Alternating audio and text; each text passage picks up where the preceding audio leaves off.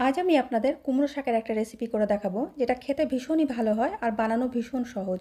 খুব কম উপকরণ দিয়ে আমি এই শাকটা রান্না করি। আমি রেশমিখানে আপনাদের সবাইকে স্বাগত জানাই। যারা আমার পুরনো বন্ধু এখন আমার সাথে রয়েছেন তাদেরকে আমি অনেক অনেক ধন্যবাদ জানাচ্ছি আমার সাথে থাকার জন্য। আর যারা আমার নতুন বন্ধু এখন আমাকে সাবস্ক্রাইব করেনি, তারা প্লিজ আমাকে সাবস্ক্রাইব করে দেবেন এবং পাশে থাকা বেল আইকনটা অবশ্যই প্রেস করবেন, যেন আমার আপলোড করা ভিডিওর নোটিফিকেশনগুলো সবার প্রথমে আপনাদের কাছে পৌঁছে যায়। নিত্য নতুন রেসিপি দেখার জন্য আমার চ্যানেলটাকে অবশ্যই ফলো করবেন। তাহলে চলুন দেখে নিই কীভাবে আমি চচ্চড়িটা করছি। এখানে দেখুন আমি কুমড়ো ডাঁটা নিয়েছি বেশ কিছুটা, নিয়েছি একটা আলু ডুমো ডুমো করে কেটে, কিছুটা কুমড়ো নিয়েছি মিষ্টি কুমড়ো, আর নিয়েছি একটা বেগুন কেটে নিয়েছি। সমস্ত সবজিগুলোকে ধুয়ে আমি জলটাকে ঝরিয়ে নেব। জলটাকে ঝরিয়ে এবার আমি রান্নায় চলে গেলাম। আমি একটা কড়াই বসিয়ে গরম করে নিয়েছি, গ্যাসে দিয়ে দিলাম কিছুটা পরিমাণে সর্ষের তেল। তেলটাকে আমি একটু নেড়ে চেড়ে নিয়ে গরম করে নেব। তেলটা গরম হয়ে গেলে এর মধ্যে দিয়ে দিচ্ছি আমি আধা চামচ পাঁচফোড়ন। পাঁচফোড়নটা দেওয়ার পরে আমি 30 সেকেন্ড মতন একটু নাড়াচাড়া করে নেব। যখন খুব সুন্দর একটা গন্ধ বেরোবে তখন আমি দিয়ে দিচ্ছি কেটে রাখা সবজিগুলো। আমি কুমড়ো শাকটা দিইনি, প্রথমে আমি আলু বেগুন আর মিষ্টি কুমড়োটা দিয়ে দিলাম। এবার আমি গ্যাসটাকে মিডিয়াম ফ্লেমে রেখে এই সবজিগুলোকে 5 থেকে 6 মিনিট সময় নিয়ে একটু ভাজা ভাজা করে নেব।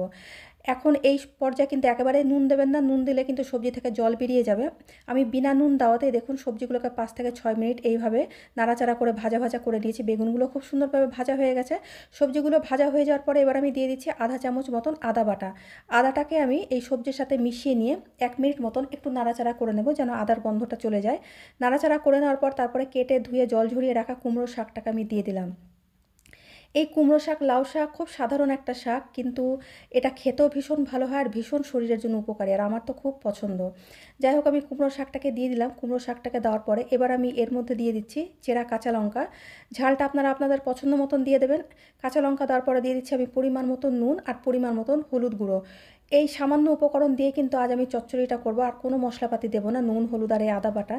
যাই হোক, নুন হলুদটা দেওয়ার পরে এবার আমি খুব ভালো করে নাড়াচাড়া করে নিচ্ছি। এখন কড়াইটা ভরে আছে কিন্তু এটা সেদ্ধ হয়ে অনেকটা কমে যাবে।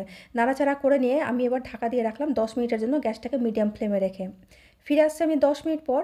কুমড়ো শাক থেকে যেটুকু জল বেরিয়েছিল ওই জলে কিন্তু কুমড়ো শাকটা 50% মতন সেদ্ধ হয়ে গেছে, কিন্তু এর ডাঁটাগুলো সেদ্ধ হতে একটু সময় লাগে। আমি একটু নাড়াচাড়া করে দিলাম ভালো করে, নেড়ে চেড়ে নিয়ে আমি এবার আধা কাপ মতন একটু জল দিয়ে দিলাম, যেন ডাঁটাগুলো খুব ভালো করে সেদ্ধ হয়ে যায়। জলটাকে খুব ভালো করে মিশিয়ে নিয়ে তারপরে আমি আবার এটাকে ঢাকা দিয়ে রাখবো 10 মিনিটের জন্য। 10 মিনিটের মধ্যে আমার ডাঁটাগুলো সেদ্ধ হয়ে যাবে।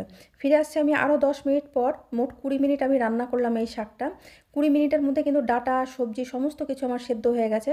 আর দেখুন আমি নাড়াচাড়া করে নিচ্ছি, খুব সুন্দরভাবে সবজিটা কিন্তু সেদ্ধও হয়ে গেছে আর রান্নাও হয়ে গেছে। আমি এবার দিয়ে দিচ্ছি 1 চামচ পরিমাণে চিনি। যেহেতু এটা নিরামিষ সবজি তাই চিনিটা স্কিপ করবেন না, চিনিটা দিলে কিন্তু খুব ভালো একটা টেস্ট আসে।